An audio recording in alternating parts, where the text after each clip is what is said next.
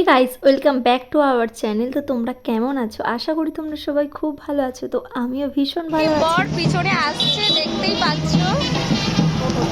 তো প্রায় আমরা চলে এসেছি গেটের রবীন্দ্র প্রেক্ষাগৃহের ভেতরে আসতে না আসতেই দেখছি এখানে বর অলরেডি এখানে এন্ট্রি নিয়ে নিয়েছে।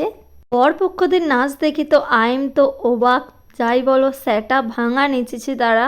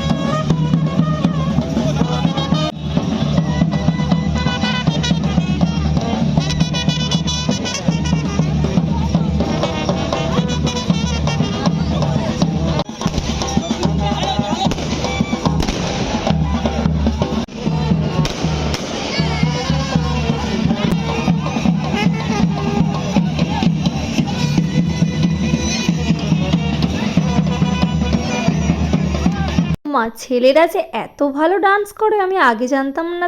তো তোমরা বিশেষ করে দেখবে ছেলেরা এত সুন্দর নেচেছে।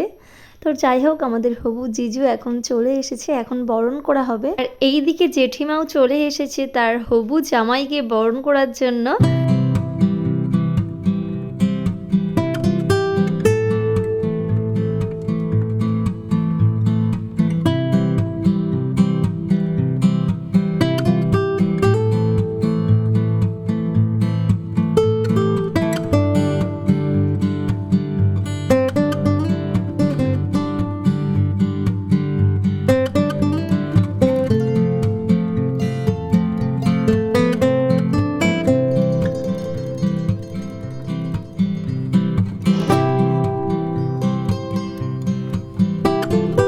দেখছি আমাদের সখীগণরা সবাই রেডি হয়ে গেছে। আর এখানে মণ্ডপটা কি সুন্দর করে সাজানো হয়েছে, দেখো এখানে এই বিয়েটা আজকে হবে।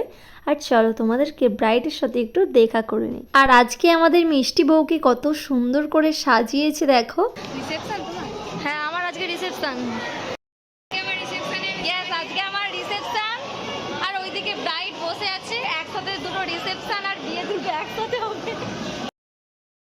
আমাদের দুজনের লুকটা কেমন হয়েছে অবশ্যই কিন্তু কমেন্টসে জানিও। আস্তে আস্তে ভিড়টা দেখছি বেশ বেড়ে চলেছে। বাইরেটা বেশ সুন্দর করে সাজানো হয়েছে। এখনো পর্যন্ত কিছুই খাওয়া হয়নি, এত পরিমাণে ভিড় যে ভেতরে যেতেই পারছিলাম না। একটু যেহেতু ভিড়টা কমেছে তার জন্য সবাই মিলে আমরা দিদির কাছে চলে গেছিলাম ফটো তুলতে। আমরা যেহেতু হবু শালি বলে কোথা, আর শালি মানেই আদিঘর বালি। তো যাই হোক, জিজুর জন্য আমরা এখানে সুন্দর করে ডেকোরেশন করছি আর বেশ কিছু জিনিস এখানে অ্যাড করেছি।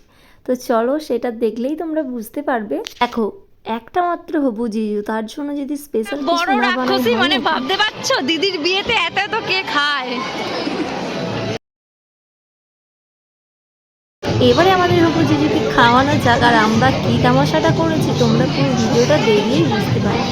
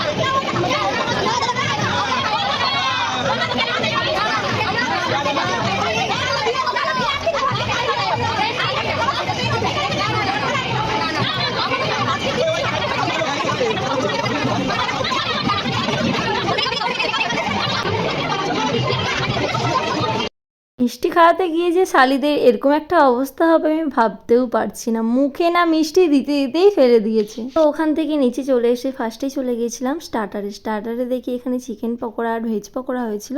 তো তোমাদের দাদাভাইকে একটু দিলাম, এই যে কতদিন খাইনি। ক্যামেরা অন করলেই এদের নাকি খিদে পেয়ে যায়। আচ্ছা আমাদের দুজনকে কেমন লাগছে বলো তো? আমি আর তোমাদের দাদাভাই কয়েকটা ফটো তুলে চলে গেছিলাম কফি খেতে। কফির কাপেতে না চুমুক দিতে দিতেই দেখছি ওইদিকে আবার ডাক পড়লো নাকি ডান্স করতে হবে।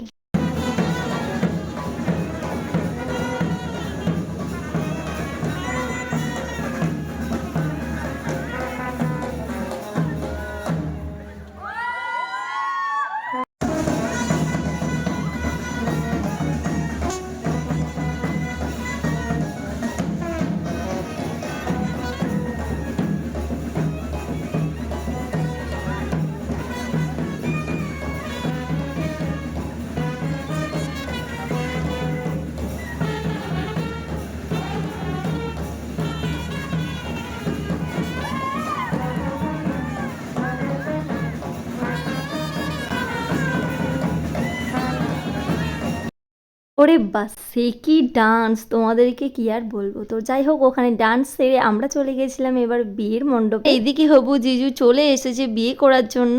এইদিকে দেখো দিদিকে পিড়িতে করে নিয়ে চলে এসেছে বিয়ের মণ্ডপে। এখানে 7 পাকে ঘোরানো হবে। আর আজকের দিনটা একটা মেয়ের কাছে কতটা স্পেশাল একমাত্র মেয়েরাই বোঝে। তাই কত বছরের সম্পর্ক আজকে পূর্ণতা পাবে। তো আমরা এখানে সবাই অপেক্ষা করছিলাম দিদির বিয়ের জন্য। বাঙালি বিয়েতে কি কি রিচুয়ালস হয় সেগুলো তোমাদেরকে একটু দেখাই।